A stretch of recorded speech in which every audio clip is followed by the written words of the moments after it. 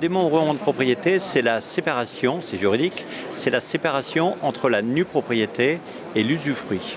La nue propriété étant le droit de propriété, c'est-à-dire le titre de propriété, soit les murs, et l'usufruit, c'est le droit soit d'user, c'est-à-dire d'habiter un appartement ou une maison, ou de la louer, d'en avoir les fruits et donc les loyers. Eh bien, par exemple, on a une opération sur Courbevoie. Donc, à Courbevoie, le prix moyen du mètre carré des appartements est grosso modo de l'ordre de 6 à 6 500 € du mètre carré. D'accord ?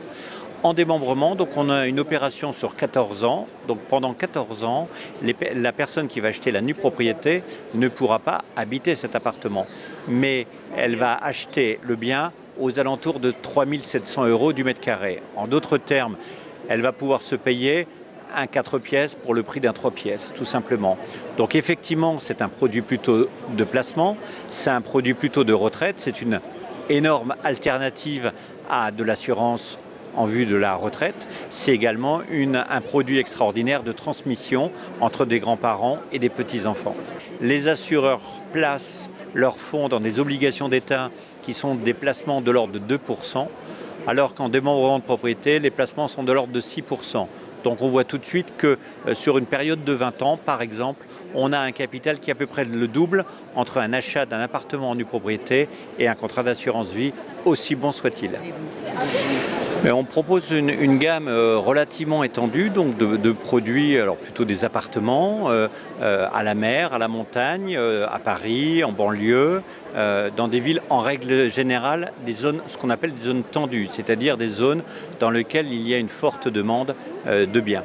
On considère que pour vendre des biens de prestige ou de qualité, que ça soit à Paris ou en province, notamment vis-à-vis des étrangers, ils ne viennent pas que pour acheter un appartement. Ils viennent aussi visiter, ils viennent aussi manger, ils viennent aussi se détendre, ils viennent aussi faire les magasins. Alors qu'est-ce qu'on fait ? On fait un service VIP. En d'autres termes, on organise leur accueil à l'aéroport, on va les chercher, on les emmène à leur hôtel qu'on aura réservé pour eux.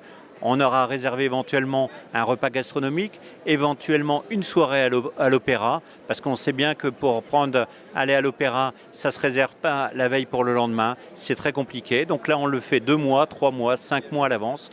Et puis, éventuellement, on les emmène à Versailles.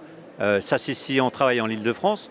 Maintenant, si c'est dans le Bordelais, ou si c'est en Touraine, ou si c'est en Champagne, ou si c'est en PACA, eh bien, on va passer 50% de son temps à visiter des châteaux ou de faire du tourisme et 50% du temps à visiter des biens à vendre. Et comme ça, tout le monde est content. Madame est contente, monsieur est content. On va manger sympathiquement, que ça soit dans une table toquée ou que ça soit, on va faire une dégustation. Pour vous donner un exemple, la semaine dernière, nous étions dans le Chablis. Eh bien, on a été accueillis dans un endroit extraordinaire. On a fait une dégustation de vin à l'horizontale. Les gens n'en revenaient pas. Ils étaient enthousiastes. Eh bien, bien évidemment, que voulez-vous qu'ils fassent le lendemain ? Ils ont acheté un bien dans le Chablis.